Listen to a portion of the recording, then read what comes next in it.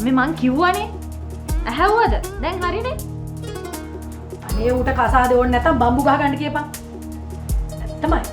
මම මෙදා පොටේ නම් උඹව කාට හරි බන්දලා දෙන එක දෙනවා මම. එදා කියපේ අහන්න ගිහලා තමයි නොසන්ඩාලගේ මෙහෙම කතා අහන්නේ.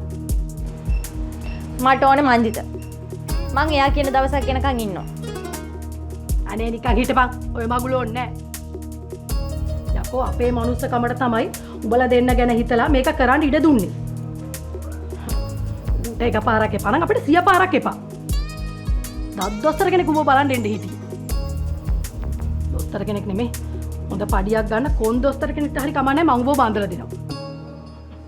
ඩ්‍රයිවිං රස්සාව හරියට කරන්න දන්නේ නැති ඩ්‍රයිවිං කාර්යයකට බාන්දලා දෙනවට වඩා ඒක හොඳයි. උගේ රස්සාව ඩ්‍රයිවිං නෙමෙයි ගොටු අල්ලන එක. නෙද්දකි මෙහෙම පිරිමි. හරියට නාලියෝ දැන් ඔක නවත්ත ගන්නකෝ. ඇති ওই කතාව. අම්මේ මංජිත මොනවා කිව්වත් මං හොඳින් හරි නරකින් හරි මංජිතව බඳිනවා. එච්චරයි. මේ මට ඇත්ත කියපන් ගඟුලියා. මේ උඹට මාංජිතගෙන් මොන හරි වෙලා එහෙම නෙමෙයිනේ. උඹ උමත් එමෙරෙන්ඩ හදන්නේ? ආ? ඇත්ත කියපන්.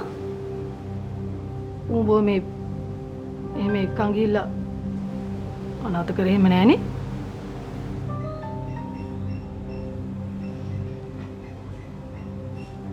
අම්මේ තාත්තේ කියපන් දුවේ. ඔය පරයා එහෙම මොකුත් කරේ නෑනේ. මංජිත විතරයි මට කවදා හරි කසාද බඳින්න පුළුවන්. මොකක්? ඒ කියන්නේ ඔව් අම්මේ මට වෙන කාවත් කසාද බඳින්න විදිහක් නැහැ.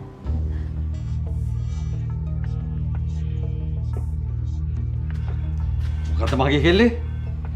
මම ගව පරයා හැම ගහනවා. උඹ ඔය ඇත්තමද කියන්නේ? ඔව් අම්මේ. ඇයි බං? කෙල්ලෙම මට උද කලින් කිව්වේ නැද්ද? ජීවන මානවකෝ. ඊට බංගෝ මවකට හොඳ වෙද්ද ගන්න උඩ පොල්ලතෝ කියලා දෙන්න. ඒසරේ මවක වරන් ඇවිල්ලා රෙජිස්ටාර්ගේ මේසේ කකුල ගැට හරි කමන්නේ මේකට බන්දලා දෙනවා. ඉතින් මෙහා පිළායි කිව්වේ නෑනේ. මෝකව යහතින් යවන්න ඈ. පරයා සන්ඩාලයා. හරි දැන් මංජිතට බැනලා වැඩක් නැහැ. එයා පිළිගන්නෙකුත් නැහැ. අපිව ඉක්මනට බන්දන්න අම්මේ. එතකොට එයා ඔය තනිකඩ සෙල්ලම් දාන එක ඉවරයි.